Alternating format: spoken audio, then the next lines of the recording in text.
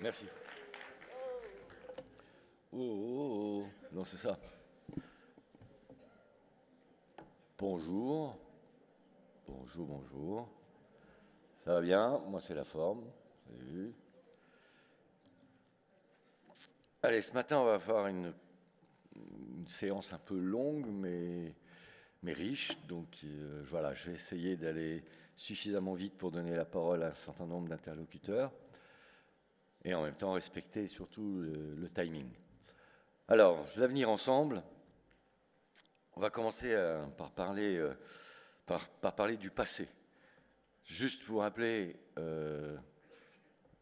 les différentes baselines, si on peut parler ainsi, ou projets de PHR depuis la création.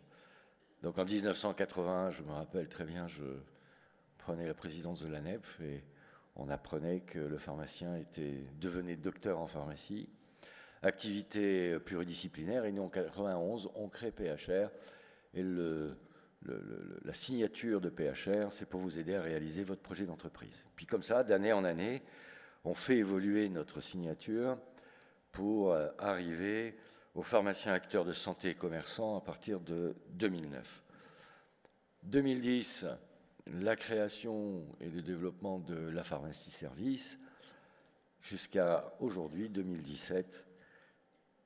C'est mieux pour ma pharmacie, et comme ça on va pouvoir conjuguer, c'est mieux pour ma santé, c'est mieux pour mon avenir. En clair, on va dire que, en sortant de fac, on nous a expliqué que nous avions une formation pluridisciplinaire, et petit à petit, nous nous sommes rendus compte que notre métier était en réalité plutôt transdisciplinaire.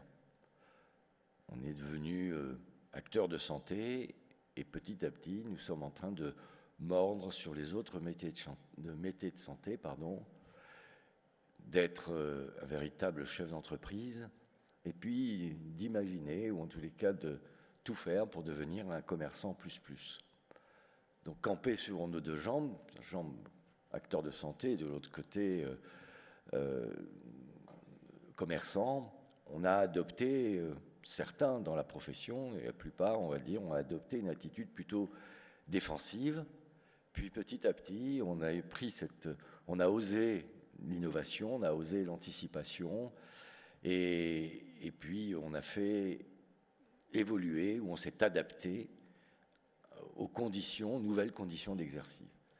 Et là, l'adaptation, c'est une attitude beaucoup plus offensive, et ça a été, j'aurais pu dire, le cœur de métier du groupe PHR.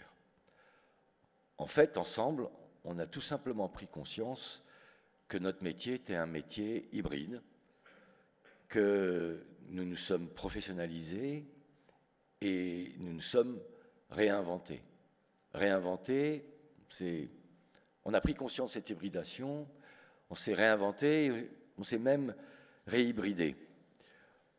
En faisant quoi, entre autres, au niveau de PHR, en épousant l'évolution de la technologie, l'innovation, et en analysant les mutations.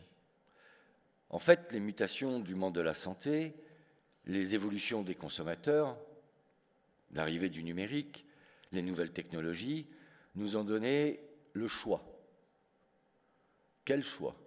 Alors on voit, certains ont choisi la voie de freiner des cas de fer. Je le vois, moi, quand j'assiste aux réunions de FERJ, dans certains groupements, lorsque l'on parle de nouvelles technologies ou qu'on parle du digital, on nous dit c'est pas possible, ça ne se mettra pas en place, c'est pas dans nos pharmacies, la pharmacie, c'est pas ça. Donc, c'est freiner des cas de fer à l'idée de réfléchir à l'avenir, ou bien s'intéresser à la pérennité de notre métier. Et clairement, l'hybridation, c'est la seule option contre l'obsolescence programmée de nos compétences.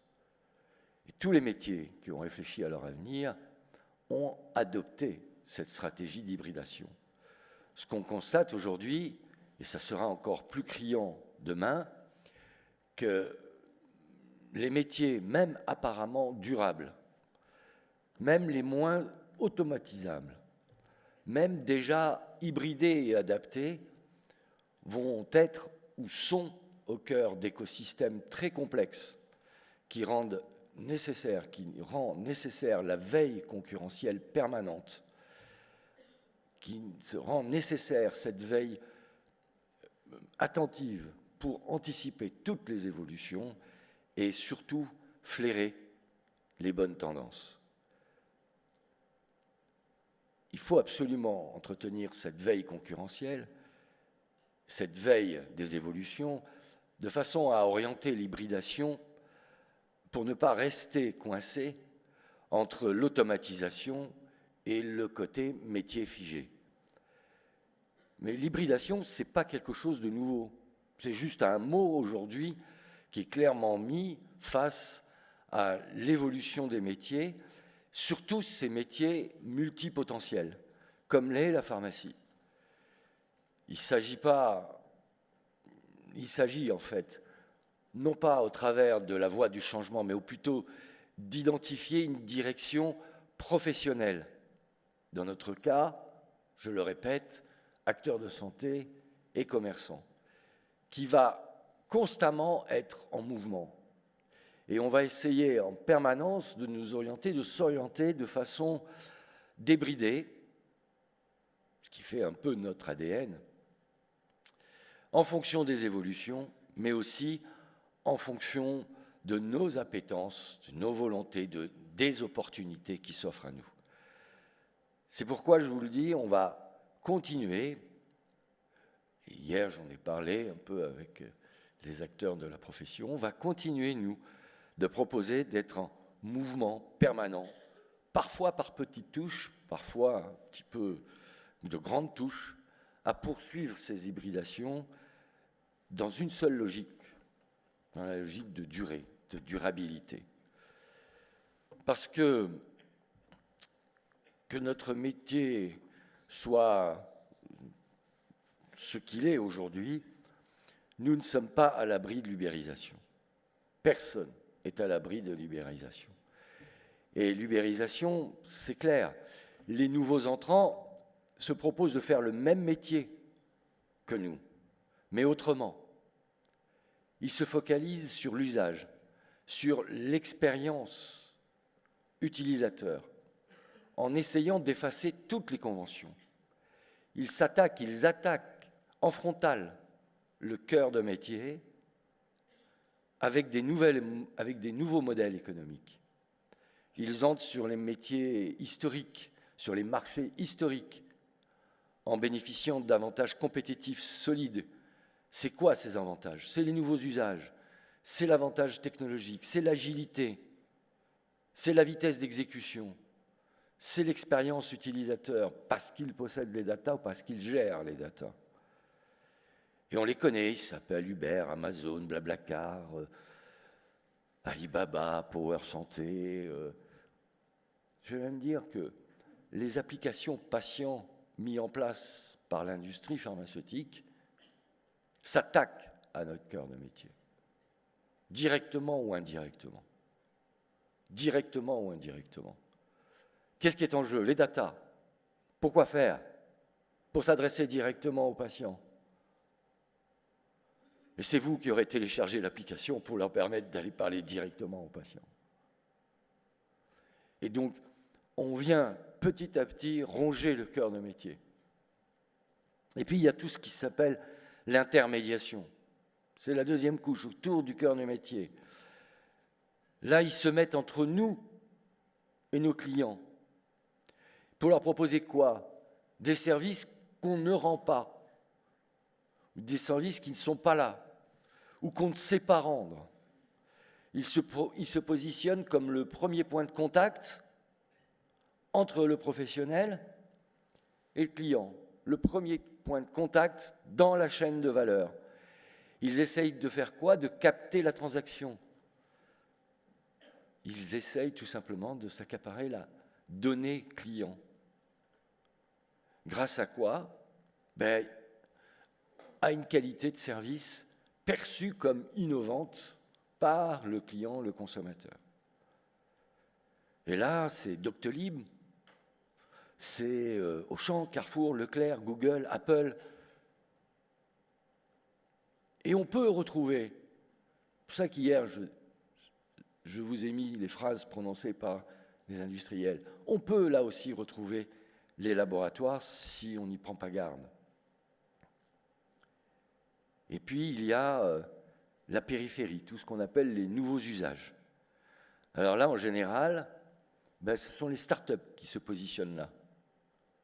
Les start-up, elles se positionnent à la périphérie et imaginent des services que les technologies autorisent maintenant et qu'on n'a pas vu venir. Ils n'existeraient pas si on n'existerait pas. Et là, on voit arriver des start-up avec des nouveaux usages, avec les objets connectés, au plus près des attentes du nouveau public, qui, lui, est insatiable. Ces acteurs ouvrent un nouveau segment de la chaîne de valeur. Et notre secteur peut bénéficier d'une position de premier entrant. Mais il faut y être, il faut être présent.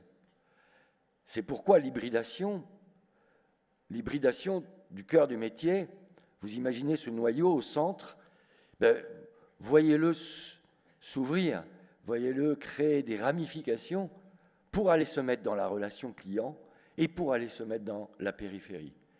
Et c'est parce qu'on va faire, comme pour un château fort, construire la fosse avec l'eau, mettre le moins de pont-levis possible, puis ensuite aller voir autour si on ne peut pas protéger encore le château fort, mais le protéger de façon offensive, et pas le protéger en imaginant que ça n'arrivera pas ou ça ne pourra pas arriver parce qu'on est ce qu'on est.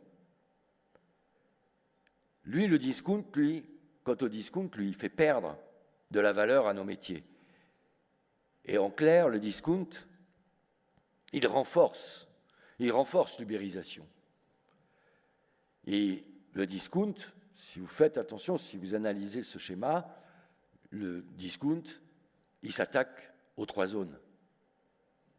Il s'attaque à la périphérie, les startups sont là pour l'aider au développement, à la relation client, à l'intermédiation, et donc, par voie de conséquence, au cœur de métier. Alors, Jean a essayé de sortir cette phrase l'autre soir, puisqu'il avait vu une partie de mes slides, mais voilà, ça c'est la vérité. Ça, c'est ce que nous avons au-dessus de nos têtes en permanence au bureau, parce que le futur, il faut savoir le regarder en face. Le futur, c'est l'OCDE qui dit « pour un monde meilleur, pour une vie meilleure ». L'OCDE qui dit qu'il faut lutter contre les risques, contre les conduites à risque. C'est le Big Bang. Je vous parle depuis le congrès de ce qui peut se passer en antibiothérapie en 2030. Voilà l'image, voilà l'étude menée par l'OMS. En 2030, on vous dit qu'on se prépare à une catastrophe si on ne fait pas évoluer l'antibiothérapie dans le monde. Voilà ce que l'on prévoit comme nombre de décès causés par la résistance aux antibiotiques. On peut parler de toutes les maladies chroniques, mais là je vous parle de maladies simples. Donc je vous demande d'imaginer votre pharmacie en 2030. C'est dans 10 ans. C'est dans 10 ans. On a passé 20 ans ensemble, vous avez vu comme ça passe vite. Et les métiers de demain, ils n'existent pas encore. Ils n'existent pas encore. Et nos petits écoliers d'aujourd'hui, pour 2/3 d'entre eux, ils vont exercer un métier qui n'existe pas encore aujourd'hui. Alors dans 5 ans, dans 10 ans, que sera notre pharmacie ? Quel pharmacien, quelle pharmacie? Lui, il nous a dit, go sur la prévention. Nouveau programme de santé, mais, et vous l'avez entendu hier par M. Boulère, je n'ai pas voulu lui dire que 50 millions d'euros par rapport à 350 millions et 3 milliards, la France était tristement célèbre pour son positionnement par rapport au classement de budget dépensé par l'État au niveau de la prévention. On est pratiquement le bon dernier en Europe, et dans le monde, c'est un peu triste. Alors les enjeux de santé publique, pourquoi Macron ou Buzyn aujourd'hui se mobilisent? Parce qu'ils savent ça, les études, ils les ont. Ils savent qu'il y a un certain nombre de pathologies ou de décès mal soignés, mal traités, mal prévenus en France, et que tout ça, ça ne place pas la France dans les pays, j'allais dire, modernes ou civilisés. Alors face à tout ça, notre pharmacie, dans 5 ans, dans 10 ans, c'est quoi? Notre pharmacien, dans 5 ans, dans 10 ans, il exerce comment? Que veut-il? Que sera-t-il? Le consommateur, les clients, les patients, les médecins, les médicaments. Hier, le professeur Joyeux communiquait sur notre profession en disant « Les pharmaciens veulent vacciner pour écouler les surstocks de vaccins. » Vous voyez, le type est dans l'avenir. Le type est dans l'avenir. On va se faire bousculer, insulter, tout ce que vous voulez.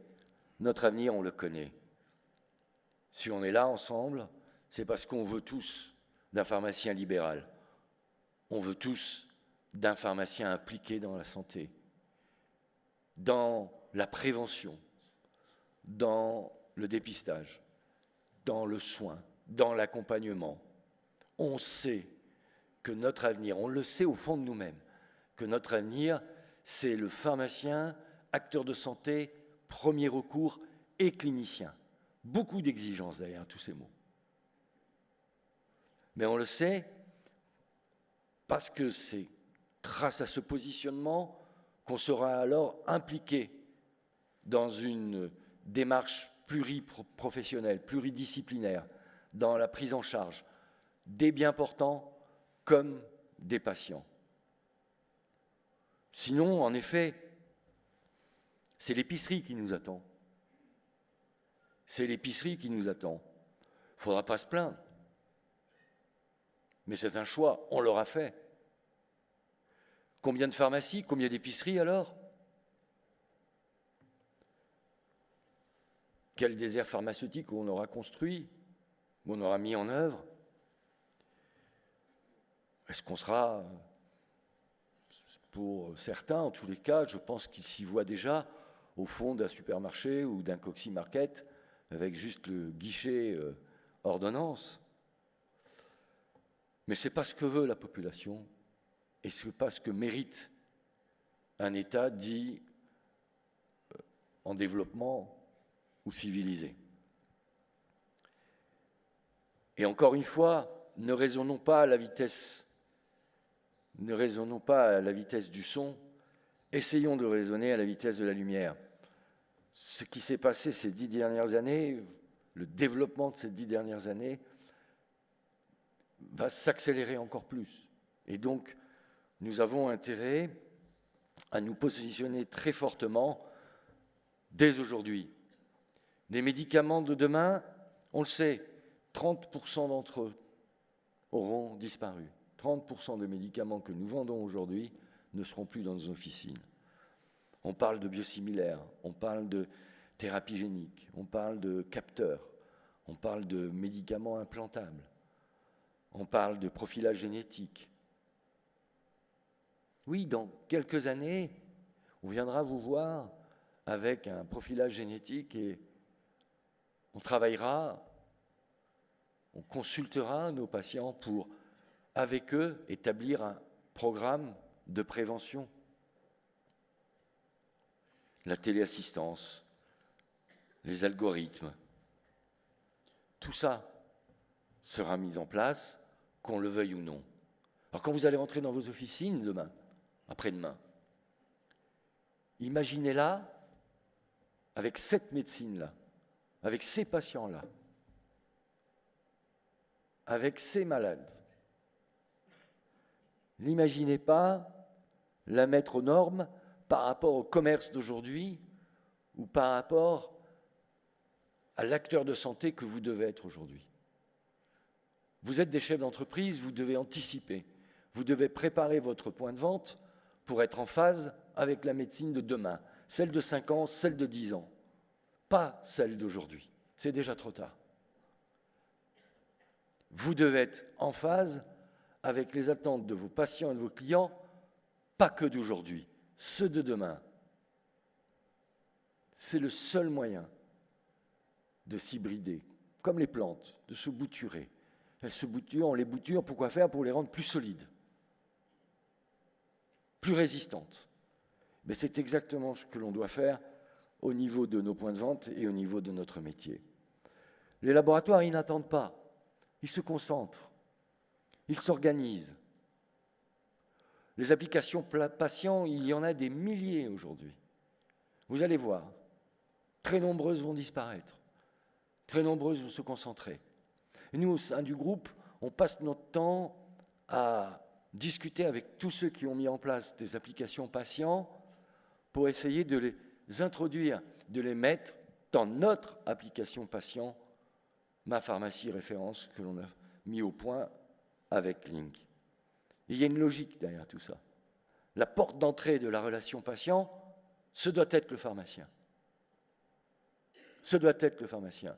Je discutais avec Tual l'autre jour, je dis formidable ce que vous avez fait, mais désolé, ça doit être dans notre application patient.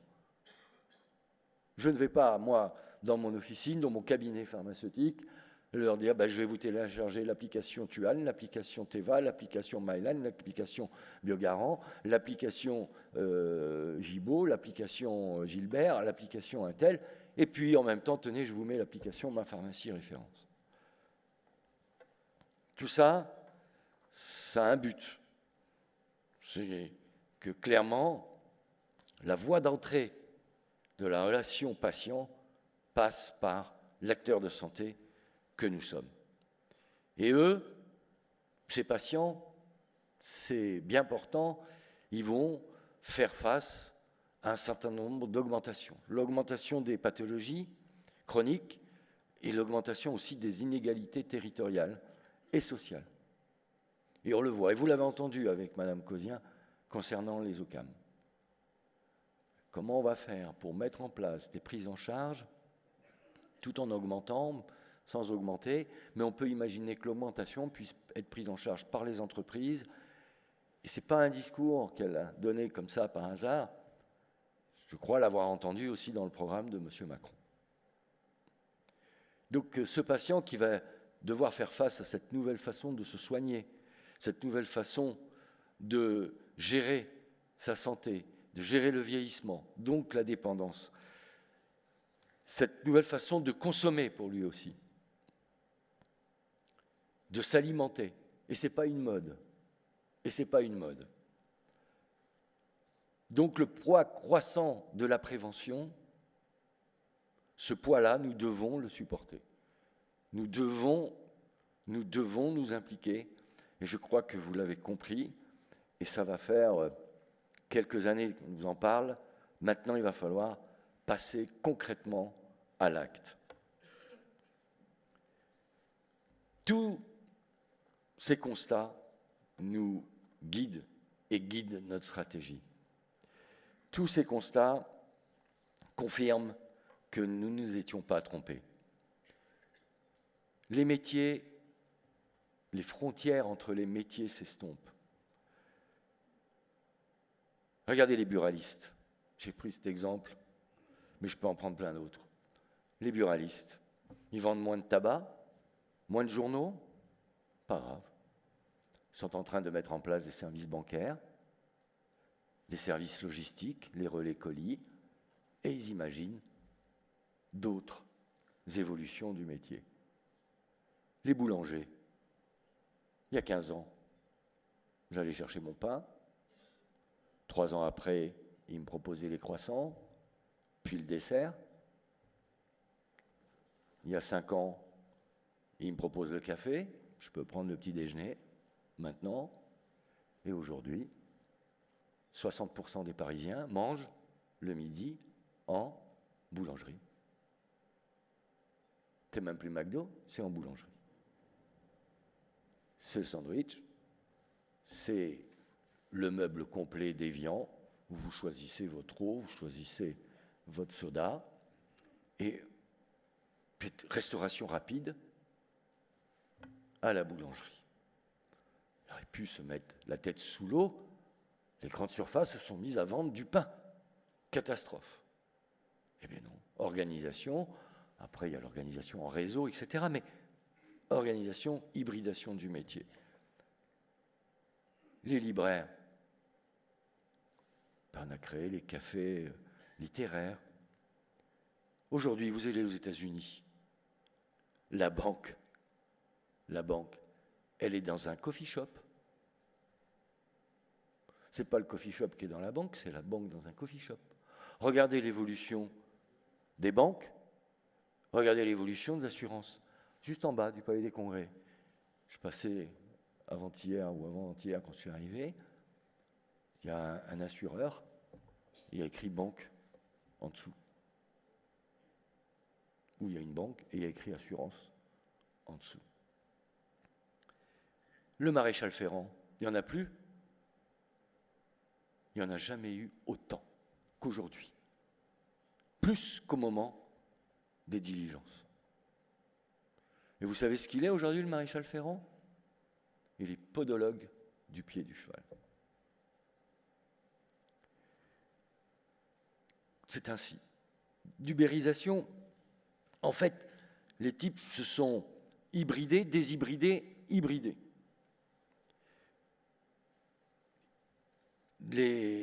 L'ubérisation, je vous l'ai dit, touche tous les métiers. En adjoignant les services au commerce, on rend les métiers moins ubérisables. Ça, c'est la règle pour tous les métiers. Et je le répète, ça nous permettra de résister à la destruction de valeur du discount. Le consommateur, lui, de son côté, il n'oppose plus Internet au commerce physique. Lui aussi, il a hybridé son activité commerciale. Lui aussi, les deux points, pour lui, sont complémentaires. C'est pourquoi on vous demande de plus en plus d'intégrer au point de vente physique les outils numériques. On vous prie, on vous aide pour ce faire de structurer le parcours client, d'animer ce qu'on appelle une authentique expérience consommateur. Et bien sûr que les sites internet, le click and collect, et tous ces éléments que l'on vous propose dans le cadre de la nouvelle enseigne nous aident à répondre à ces évolutions. N'oubliez jamais cela. L'arme de destruction massive que constitue Amazon, c'est d'abord et avant tout une place de marché qui lui permet d'être ce qu'on dit en anglais one-stop shop, un point d'entrée.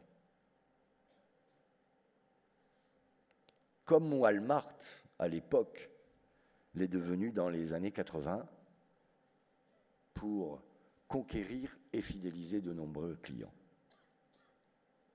Donc, cette réflexion, on la doit au patron de Walmart,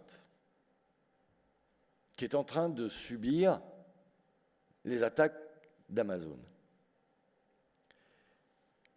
Notre pharmacie doit être one-stop shop. C'est par la porte, c'est la porte d'entrée du bien portant, du consommateur, du client, du patient. C'est ça, le grand défi que nous avons à relever.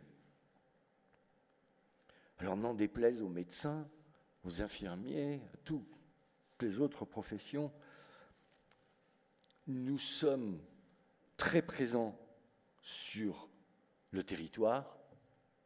Il faut se battre pour ce maillage. Il faut se battre pour maintenir une pharmacie à moins de 10 minutes de n'importe quel patient, aidant, consommateur. N'en déplaise à ces autres professionnels de santé, le pharmacien sera de plus en plus impliqué dans la prescription.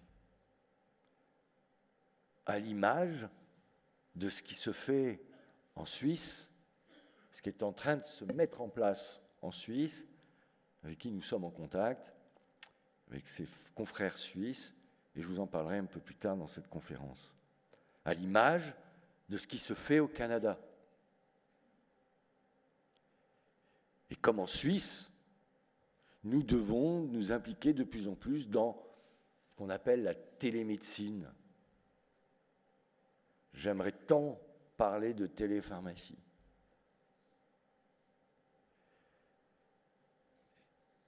Alors commençons d'abord par faire évoluer notre métier, hybrider notre métier après cette analyse du marché et de l'évolution de ses consommateurs. Il faut que nous soyons présents sur l'ensemble du marché voulu par ses patients, clients et consommateurs. Un marché en plein développement qui va nous donner un nouveau souffle, un marché qui va faire de nous aussi un acteur référent. Je vous propose que vous soyez PHR groupement, que vous soyez PHR enseigne, de mettre en place ce pôle de médication naturelle et alternative. Là, je l'ai dit hier, je le répète, le discount ne résiste pas à la différenciation, ne résiste pas au développement de services.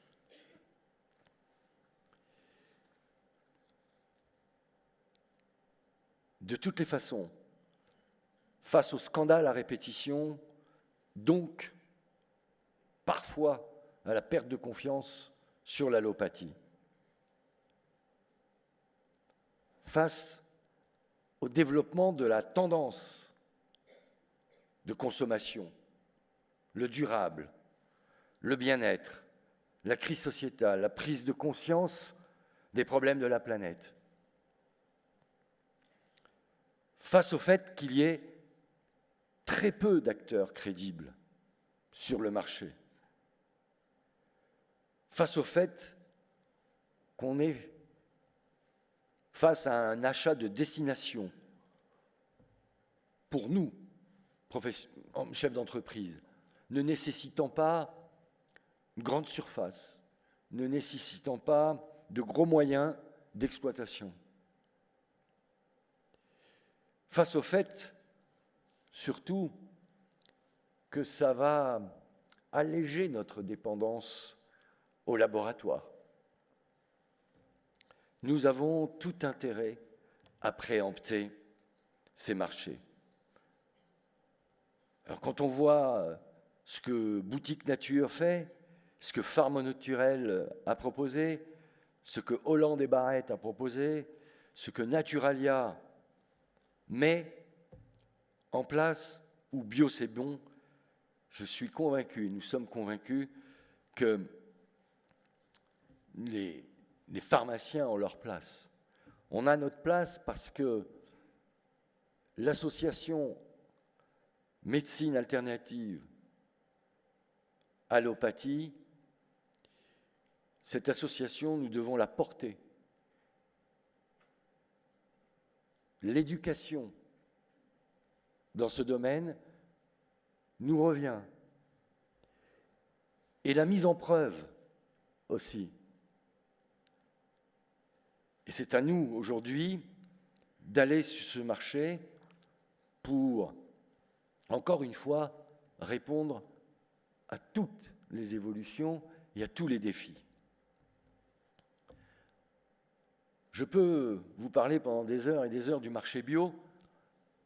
Ce n'est pas sur ce marché-là particulièrement que je veux qu'on aille. Vous l'avez bien compris, c'est un marché plus global. Médecine naturelle et alternative. Mais le marché bio donne les tendances. Il donne les tendances. 9 Français sur 10 ont consommé du bio en 2016. Tout confondu, c'est un marché de 7 milliards d'euros aujourd'hui. C'était juste 5 milliards en 2015. 41% des Européens ont augmenté leurs achats de bio sur les 3 dernières années. 50% des Européens achètent du bio. 39% achètent des produits particuliers, végétariens, sans gluten. Et pourquoi faire?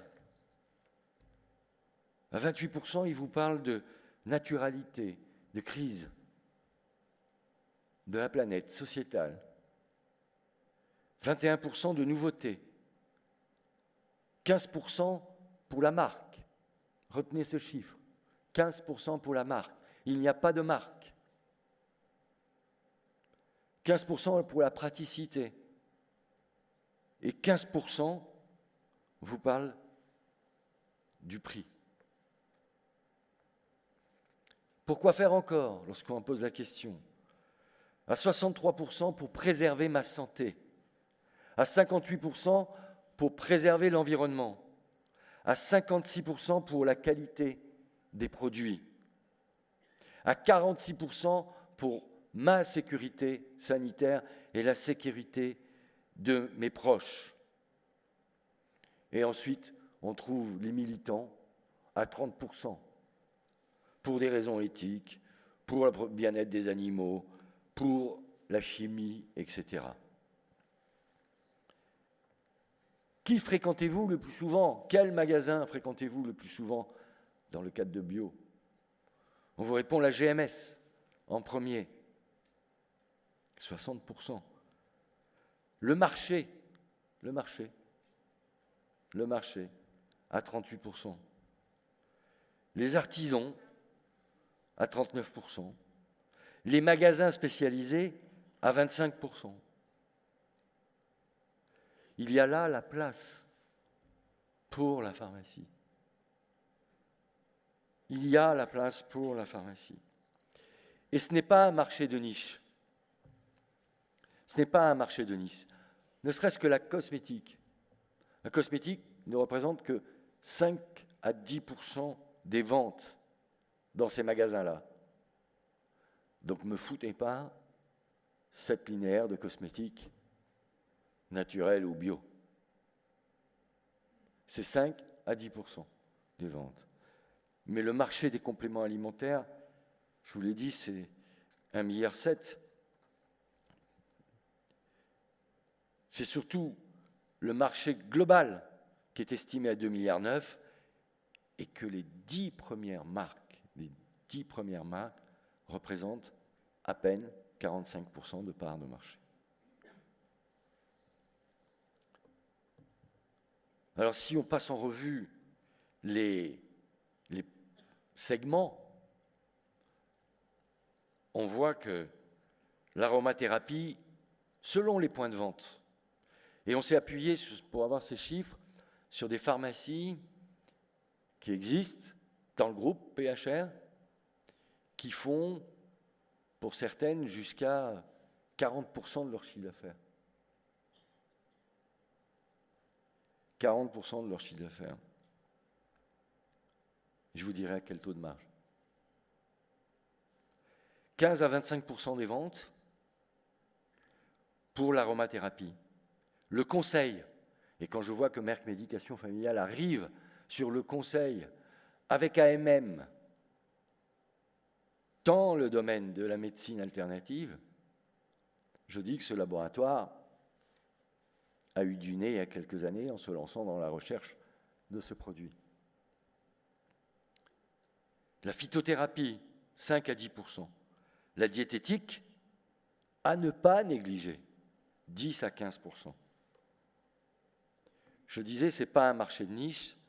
En effet, regardez la rentabilité. Là encore, on s'est basé sur les points de vente. Qui développe ce marché? 1 100 € de chiffre d'affaires au mètre linéaire, quand les produits d'hygiène, produits de toilette, quand vous en occupez bien, vous êtes à 500 € le mètre linéaire, les pansements à 600, le paracétamol à 800. La marge moyenne, j'ai voulu être gentil, c'est 42 à 52. J'ai mis 47. Et surtout, ces clients-là, messieurs, mesdames, ils ne rentrent pas avec la carte verte. Le tout gratuit, ils ont été désintoxiqués depuis longtemps. Alors quand on fait l'analyse d'un corner qu'on pourrait mettre en place en officine, je dis bien 3 000 € par mois. Je dis bien 8 000 € par mois. Je dis bien 20 000 € par mois. Je n'invente pas ces chiffres. Et Sophie, qui n'a pas pu faire le déplacement, oui, que l'on appelle docteur Sophie Tariel, je pense que ça doit être pareil pour toi, Philippe, fait des consultations. Les pharmaciens à 40 km à la ronde autour de la pharmacie de Sophie envoient les clients consulter chez Sophie. Elle a préempté le marché et elle est devenue pharmacien référence. Elle m'a donné ces chiffres, elle m'a dit « tu peux en parler ?» Tu sais Lucien, alors Sophie, je vous ai dit, c'est 40% de sa surface qui est occupée par cette médecine. Son chiffre d'affaires, c'est que simplement il est en croissance de 10% par an depuis 4 ans. Son stock, valeur de son stock, 6%. Répartition de ses ventes, aujourd'hui, elle est à 45% en 2-1, 30% en 5-5, 10% en 10 et 10% en 20. Elle fait pas moins de 2500 consultations par an à 30 €.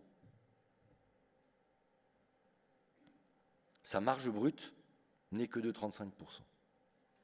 Son EBE n'est que de 15%. Et pourtant, sa typologie, elle est transversale, très variée. CSP plutôt moyen. Plutôt, tout simplement, ce sont des êtres vivants qui sont préoccupés par leur santé. Ils doutent tous souvent de la chimie dès qu'on les interroge.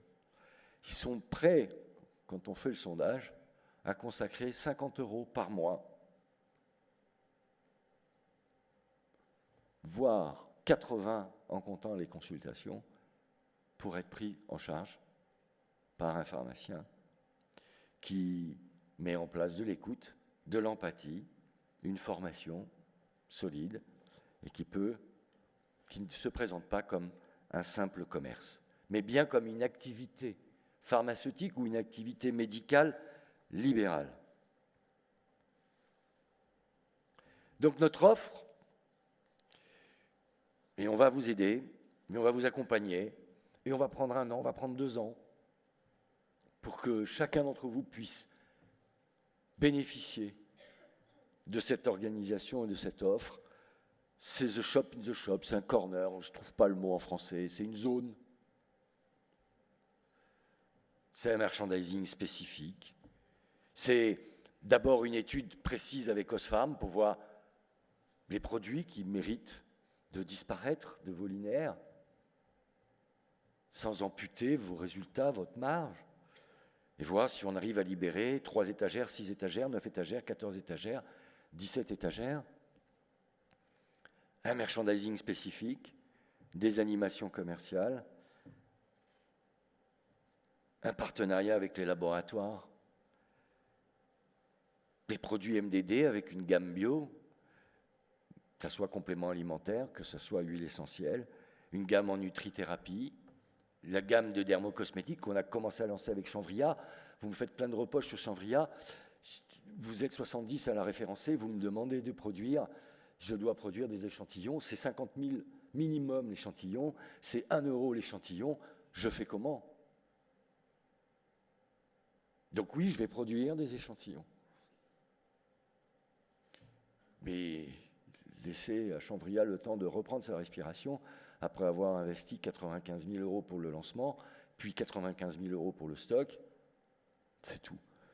Donc on fait le maximum, mais oui, la gamme Chanvria va appeler à se développer, et elle va se développer, et elle va vous apporter les moyens de l'imposer au sein de vos points de vente. C'est une plateforme centrale d'achat, c'est un catalogue, bien sûr, c'est des supports de formation, bien sûr, c'est la mise en œuvre de formation. Et c'est, comme je l'ai dit, ce sont des laboratoires référencés qui vont proposer des conditions exclusives.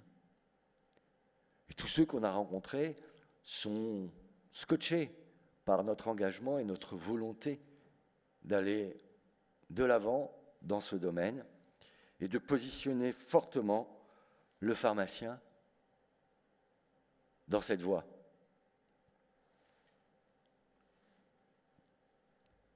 Et j'allais dire, les premiers intervenants que j'ai rencontrés dans ce domaine, avec qui on a échangé, partagé, imaginé l'avenir ensemble, c'est cette plateforme centrale d'achat que je vous ai demandé de découvrir depuis jeudi, BioExpress. Alors si Laure est là, si c'est toi qui es là, ben, avec plaisir. Tu peux bien me rejoindre.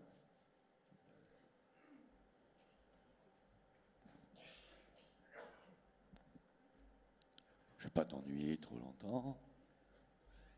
Je vais te poser deux. Bonjour d'abord. Ça va? Donc Philippe Labarre, je te laisse te présenter par rapport au positionnement chez BioExpress. Philippe Laratte, donc je suis gérant de BioExpress, société créée il y a environ 10 ans, qui ne fait pas de bruit, qui affine ses outils de service et surtout son offre produit, dont certains dont Lucien a parlé il y a 2 minutes. Clairement, nous sommes là pour répondre à un besoin qui est un besoin qu'on a perçu depuis longtemps, et pour répondre à vos attentes et à une montée en puissance à la fois des produits bio, évidemment, puisqu'on s'appelle BioExpress, mais on n'est pas que bio, évidemment, mais aussi une montée en puissance des compléments alimentaires. Je voudrais à cet effet vous parler de 3 chiffres, 2, 9 et 18. Alors ce n'est pas une règle d'arithmétique. 2, c'est la croissance de l'OTC en pharmacie, telle qu'elle est mesurée par IMS à fin septembre 2017, donc 2%. 9%, ça rejoint un peu les chiffres qu'a montré Lucien il y a 2 minutes, c'est la croissance des compléments alimentaires à l'intérieur de l'OTC sur la même période, donc en cumul annuel mobile. Et 18, donc c'est pas 2 fois 9, 18, ça n'a rien à voir. 18, c'est 18%, c'est la croissance des produits bio à l'intérieur de l'officine. Donc on parle d'un côté de 2% en OTC, 8% en compléments alimentaires, 18% en produits bio. Juste pour illustrer, une fois encore, la montée en puissance de ces produits et l'opportunité que ça représente. Alors c'est quelque chose qu'on voit monter petit à petit depuis longtemps. Il se trouve que les montants qui sont en considération, les produits bio aujourd'hui en officine, c'est pas gros, hein. Franchement, je vais être très honnête avec vous, on parle de, je sais plus, entre 30 et 40 millions d'euros de chiffre d'affaires. C'est déjà ça. Mais avec une croissance de 18%, ça pourrait être rapidement très gros. Évidemment, les compléments alimentaires, on l'a vu tout à l'heure, un peu plus d'1 milliard. Quand on fait du 9% sur 1 milliard ou 1,7 milliard, ça peut peser très lourd très rapidement. Et donc, on est là pour adresser ces problèmes-là. Et ça fait longtemps donc qu'on essaye de rassembler un certain nombre de marques et de sélectionner un certain nombre de produits pour vous aider à répondre à ces besoins. Comment les pharmaciens doivent travailler avec BioExpress? Ça se rapprocherait du service des répartiteurs avec les médicaments. À cette différence près que nous sommes spécialisés sur les produits bio et sur les compléments alimentaires. Donc quand vous nous appelez, il y a plusieurs façons de travailler avec nous. Il y a des gens qui travaillent uniquement par Internet, parce que vous pouvez commander sur Internet. C'est du e-commerce B2B, si vous voulez, spécialisé, réservé aux pharmaciens. Il y a des téléopératrices qui sont aussi des téléconseillères. Et donc, vous pouvez demander tous les conseils sur les produits que nous vendons à ces téléconseillères. D'accord. Et vous avez une propre marque qui s'appelle Phyto Officine. Et on a une petite marque qui s'appelle Phyto Officine, qui est toute petite pour le moment, mais qu'on est en train d'élargir. Et en fait, là, on va avoir besoin C'est une entrée de gamme. C'est une entrée de gamme plutôt. C'est carrément une entrée de gamme, effectivement. C'est là pour pallier à des besoins sans avoir à faire appel à des grandes marques nationales. Et c'est ensemble qu'on va développer une gamme MDD. Absolument. Nous sommes dans les starting blocks par rapport à vos critères, par rapport à votre cahier des charges, pour développer ces produits. On sait le faire, on les a, et on peut vous aider là-dessus. Avant-dernière chose, est-ce qu'au niveau de la formation, vous pouvez nous donner un coup de main? Parce que moi, je sais qu'avec Aromacelt, avec Efinov, je vais mettre en place de véritables programmes. Tout à fait. Et on travaille avec un certain nombre d'entre eux, notamment avec effectivement Bruno Aubrio d'Aroma. En fait, ce qui se passe, c'est que dans les compléments alimentaires ou dans tous les produits de santé naturelle en général, il y a beaucoup de choses extrêmement spécifiques. Je suis très content d'entendre que maintenant vous allez tourner la page sur des grands meubles avec des gammes et des produits qui se ressemblent de haut en bas. Les compléments alimentaires, les produits de santé naturelle sont extrêmement différents, à la fois dans leur galénique, dans leur posologie, dans leur fabrication, etc. Et donc on a, nous, en tout cas en face de nous, des spécialistes, certains qui ne fabriquent qu'un produit, mais qui sont ultra spécialisés là-dessus. Et en fait, on fait appel, parce qu'ils sont tous là disponibles, à eux pour faire les formations, que ce soit les formations de nos téléconseillères, ou, quand le besoin s'en fait ressentir, les formations chez nos clients aussi. Et ils sont tout à fait disponibles, qu'ils soient en aroma, qu'ils soient en phyto, qu'ils soient en gémeaux, pour aller dans les points de vente, pour faire les formations nécessaires. D'accord. Il y a des erreurs à éviter pour le pharmacien quand il va décider de se lancer? C'est quoi? Écoutez, les erreurs, c'est qu'il faut effectivement pas se précipiter, et surtout, et ça je vous encourage à le faire, parce que malheureusement, c'est ce qu'on voit tout à l'heure, vous parliez d'autres modèles, de magasins spécialisés, je ne citerai pas de nom, ou à plus forte raison de la GMS, c'est que tous ces modèles qui sont des modèles d'enseigne partent du principe qu'on va rationaliser, on va homogénéiser. Je ne veux plus voir qu'une seule tête. Le problème, c'est que la consommation de ces produits est totalement différente selon que vous habitez dans la banlieue de Strasbourg, dans le centre de Paris, ou à Bus-Saint-Rémy dans l'Eure, ou enfin, c'est des consommations différentes, parce que ce sont des produits qui sont, alors là, pour le coup, très rattachés aussi à la culture. Je veux dire, la culture, où les gens sont nés, qu'est-ce qu'ils ont appris, qu'est-ce qu'ils mangent. C'est lié effectivement à leur alimentation, c'est lié au climat. Il est évident qu'on ne va pas consommer la même chose au même moment à Antibes et à Lille. à Lille. par exemple. Exactement. D'accord, merci. Vous avez autre chose à rajouter? Ben, je vous Non, remercie. simplement, je voulais vous remercier parce que c'est la première fois que je participe à ce congrès et j'ai trouvé que c'était formidablement bien organisé Merci. et deux, qu'il y avait une ambiance, j'allais dire, quasi familiale qui était extrêmement réconfortante, surtout vu la taille de ce congrès. C'est vraiment formidable. Merci. Merci à vous.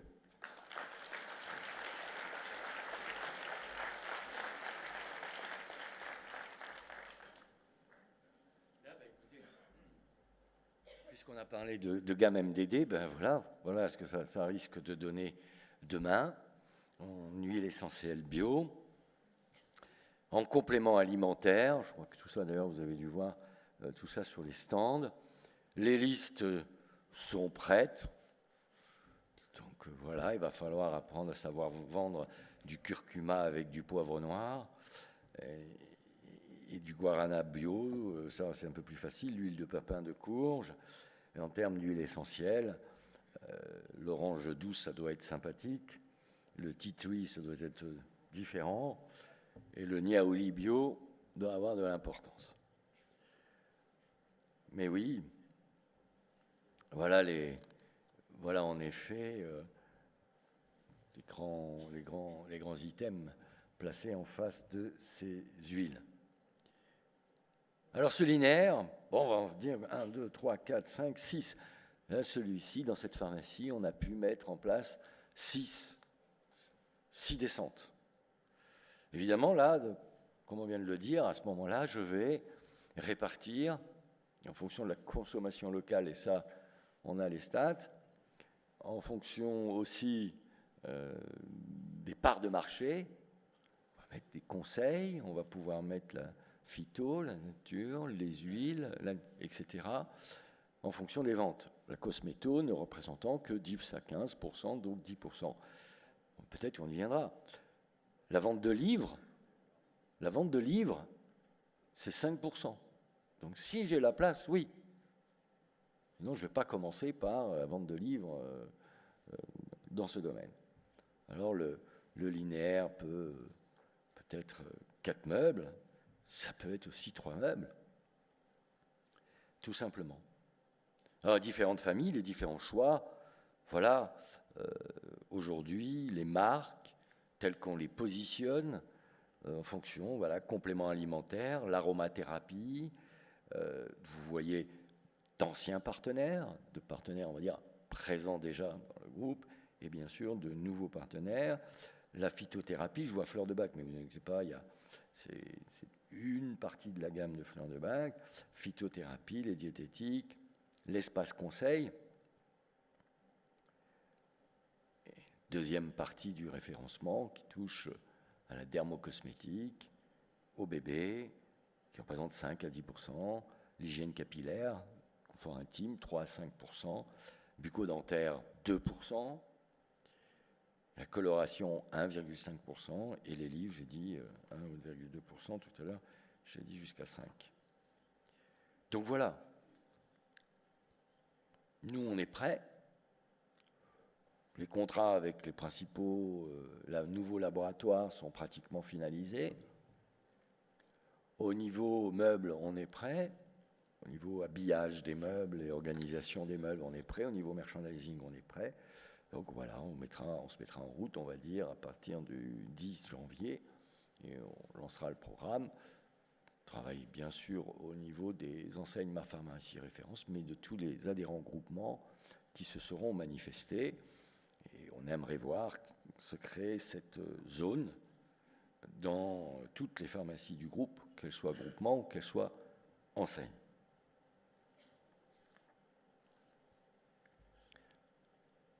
Allons plus loin maintenant. On vient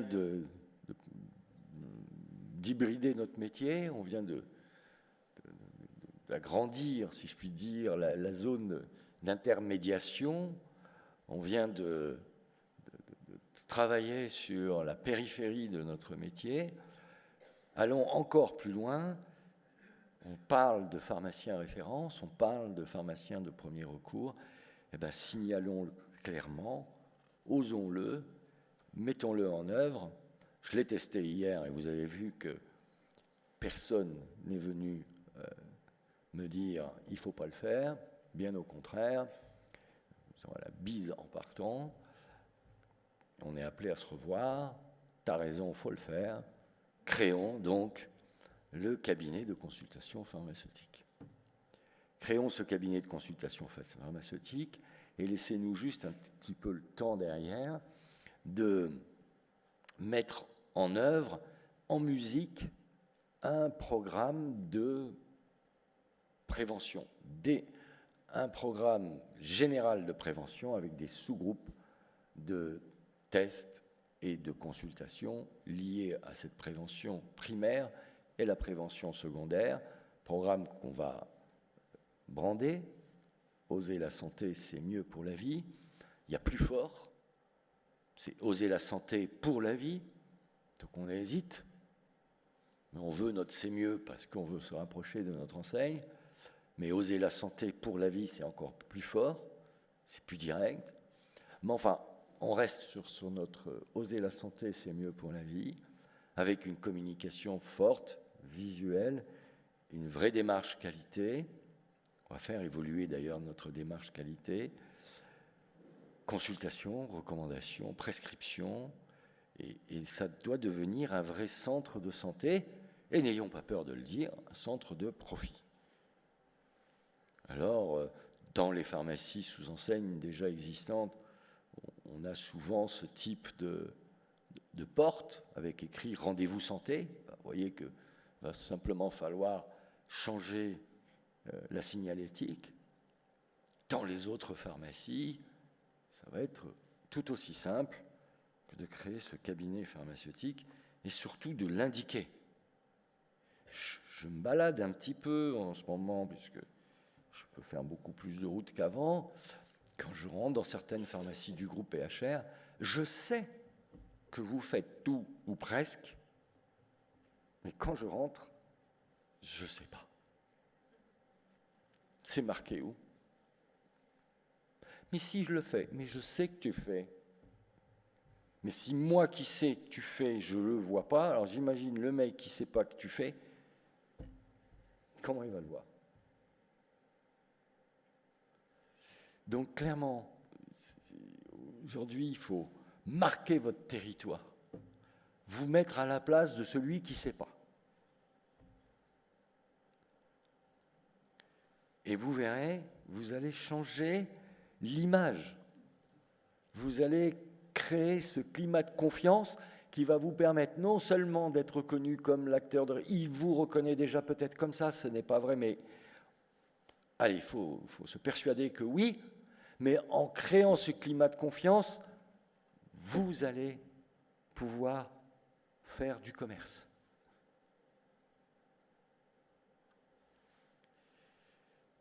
Alors, dans ce cabinet de consultation pharmaceutique, eh bien, imaginez-vous que vous allez devoir faire des bilans de médication. Alors, j'ai entendu Serge hier dire on attend de voir pour toutes les données pour mettre ça sur Link. J'ai dit oui, tu as raison, mais nous, on a avancé et travaillé sur les bilans de médication avec le comité pour la valorisation de l'acte officinal, CVAO. Alors, je ne sais pas si Jean-Michel est dans la salle. Ah, il s'est caché. Ça va, le café était bon? Pas mal, d'accord. Viens ici. Voilà, prends ton... Donc, je vous présente Jean-Michel Mowski, un ami de... On ne dit pas l'âge. Non, plus à cet âge-là, voilà. Fini. Qui est le patron du comité de valorisation, pour la valorisation de l'acte officinal, avec qui on a travaillé sur le bilan de médication et les aides qu'on va vous apporter pour que, si je puis dire, dès le 1er janvier, vous puissiez démarrer. Absolument. Merci. D'accord. Alors, je vais vous parler de deux choses. D'abord, un peu du CVAO quand même, parce que je pense que tout le monde ne le connaît pas. C'est une erreur, mais bon, c'est pas grave. Et puis après, du bilan de médication. Alors, oups, ça va un peu vite. Tu as été loin. Là, j'ai été loin. Tu vois, Voilà. Alors, qu'est-ce que c'est quelle est l'idée générale qui sous-tend le CVAO? C'est de valoriser l'acte officinal. Ça veut dire penser à notre pratique d'aujourd'hui et de demain. Mais notre pratique, elle ne peut se jouer que sur un élément fondamental, c'est la responsabilité. Si nous ne sommes pas responsables, nous n'existons pas. Les médecins sont responsables, nous devons être responsables.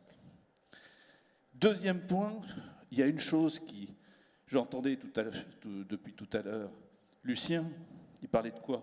D'implication, d'ambition. Il faut voir que si on veut impliquer le patient vis-à-vis de ce que nous voulons faire pour lui, eh bien, il faut lui donner les moyens de faire de la coproduction. Je ne peux pas être impliqué si je ne suis pas dans la coproduction. Deuxième élément, donc, c'est d'être utile au patient. Et la notion d'utilité est majeure. Puis, il y a un élément important, c'est que on met à votre disposition des recommandations. Les recommandations, ce n'est pas des règles, ce sont des références. Et d'autre part, le fait que nous voulons des références simples, applicables, pragmatiques. Parce que vous avez besoin de pratique. La notion du pratique est essentielle. Et puis d'autre part, on en a parlé, médecins, pharmaciens, acteurs de soins, on est dans une obligation d'être dans la valorisation de l'interprofessionnalité. Alors, parlons maintenant du bilan de médication. Le bilan de médication, c'est quoi? Alors, la réalité conventionnelle, c'est 3 étapes. Première étape, on va vous parler de recueil. Le patient amène ses médicaments. Ça me gêne un peu d'ailleurs. Médicaments, ce n'est pas médication. La médication, c'est beaucoup plus large. Et Lucien va parler de la médication. Le bio, c'est de la médication. Tout ce que fait le patient pour sa santé, c'est de la médication. Et donc, il y a une chose extrêmement importante. Donc, premièrement, je recueille. Mais je ne recueille pas pour mon utilité à moi. Je recueille pour l'utilité du patient. Et d'autre part, après, bien évidemment, il y a ce qu'on appelle l'analyse pharmaceutique et la communication de cette analyse pharmaceutique aux pharmaciens, aux médecins. Je vais y arriver. Et enfin, il y a un élément d'entretien conseil. C'est bien beau tout ça, mais ça veut dire quoi? Alors pour le CVAO, ça veut dire qu'on est dans une pyramide.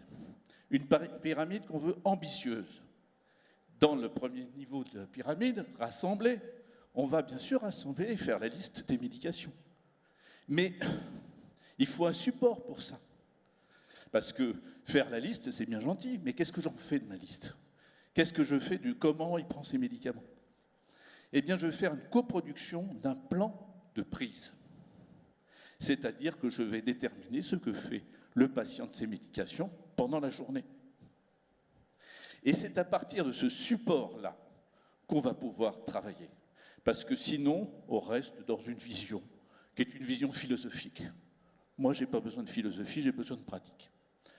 2, sur ce support pratique, eh bien, je vais pouvoir travailler et sécuriser déjà ce support pratique. En le sécurisant, en faisant quoi? Eh bien, par exemple, en détectant un broyage potentiel, une ouverture de gélule. On en parlera tout à l'heure. Et puis après, j'ai des propositions à faire.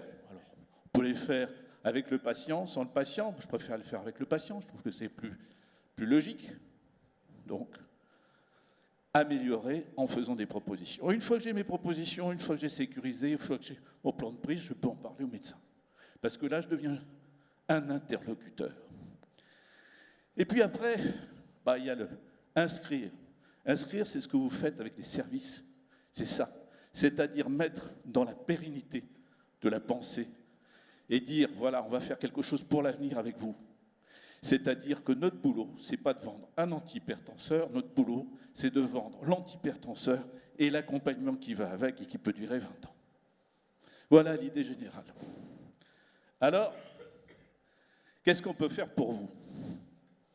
Eh bien, on a mis en place, avec Lucien, 5 fiches, qui sont des fiches pragmatiques, qui vous permettent de cadrer, de voir à peu près ce que vous pouvez faire avec le bilan de médication. Et ça, vous avez donc objectifs et moyens, préparation, recrutement, et puis les 3 étapes du bilan de médication. Et à chaque fois, vous aurez des éléments d'étape, et puis des questions à se poser, par exemple. Qu'est-ce que je dois me poser comme question pour savoir si j'ai réussi mon bilan de médication? Ou les étapes déterminées. Et puis, il y a un élément qui est déjà existant, puis quelque chose qu'on est en train de finaliser. L'élément existant, c'est un leaflet pour sensibiliser vos patients de plus de 75 ans au danger du broyage et de l'ouverture des gélules. C'est fondamental. Est-ce que vous imaginez le nombre de patients qui broient ou ouvrent vos gélules, leurs gélules? On a 5 à 10% de la population des plus de 75 ans qui a des problèmes de déglutition. Est-ce que vous en étiez constant? Et quand j'ouvre une gélule de Pradaxa, j'augmente la biodisponibilité de 100%. Je dis bien 100%. Donc vous aurez à votre disposition cette leaflette pour sensibiliser les patients sur les risques du broyage inadéquat ou de l'ouverture des gélules. Alors là, c'est ce qu'on peut mettre à votre disposition. Mais demain, eh bien, si vous en êtes d'accord et si on a suffisamment d'implication ensemble, eh bien, on pourra aller plus loin en mettant en e-learning pour mettre en place vraiment un projet d'équipe, parce qu'on ne réussira le bilan de médication qu'avec les équipes. Ça ne se fait pas tout seul. Et puis d'autre part, on peut avoir comme projet un projet utile qui sont les ateliers. Les ateliers, ça veut dire quoi? Ce n'est pas quelqu'un qui vous dit ce qu'il faut faire.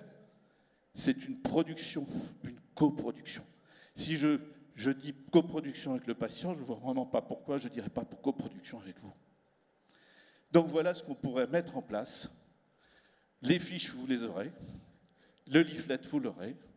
Il faut qu'on réfléchisse de façon beaucoup plus pointue sur la présentation du plan de prise. Il faut qu'on réfléchisse aussi sur la présentation de vraiment quelque chose qui soit utile pour le médecin.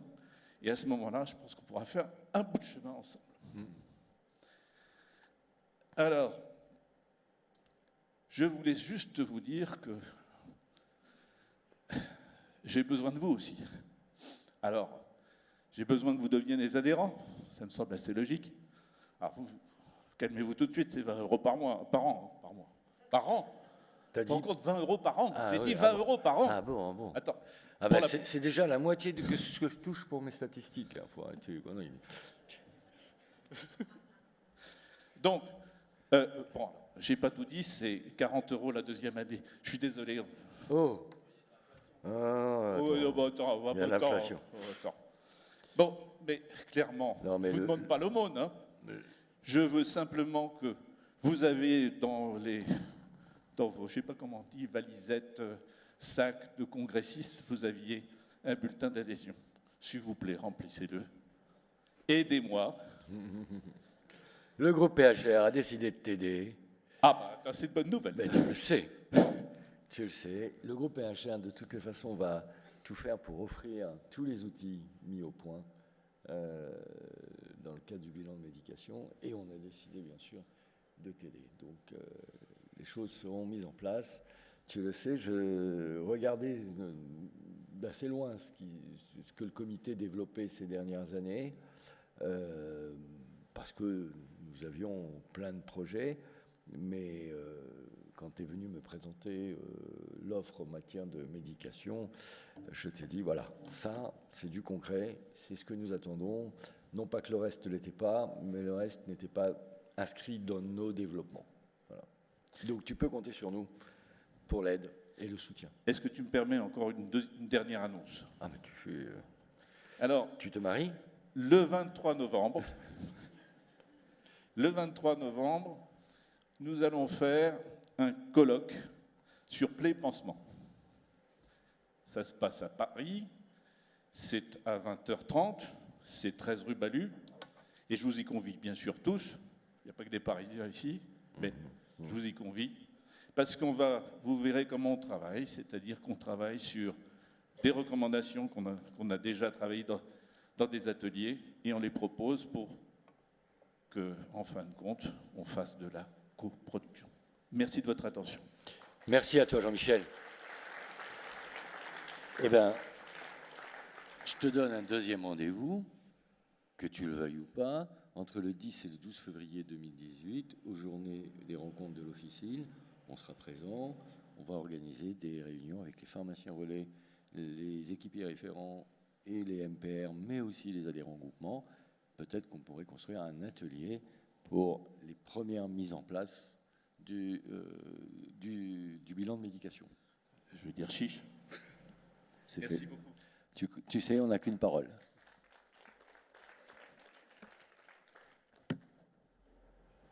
Allez, l'oncle Sam, tu t'en vas, merci.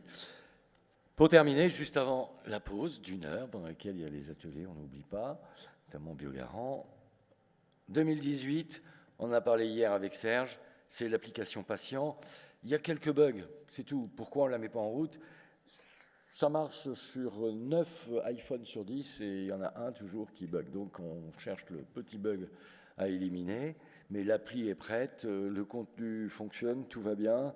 Alors, début janvier, mi-janvier, Serge me dit fin décembre. Lui, c'est pareil, il a été obligé de suspendre le lancement du sien parce qu'il voulait le lancer à partir de son congrès. Bon, nous, on est là, voilà, tout est prêt, les équipes sont prêtes, le contenu est prêt, tous les éléments sont prêts. Ça va venir, bien sûr, enrichir la relation patient, et je vous l'ai dit, c'est la porte d'entrée. C'est la porte d'entrée du pharmacien, du patient, du client, du consommateur, qui aujourd'hui n'oppose plus le physique avec le virtuel, bien au contraire. Donc voilà tout l'ensemble des services. Ça a été développé hier, tout ce qui touche au conseil, au suivi, à la carte de fidélité.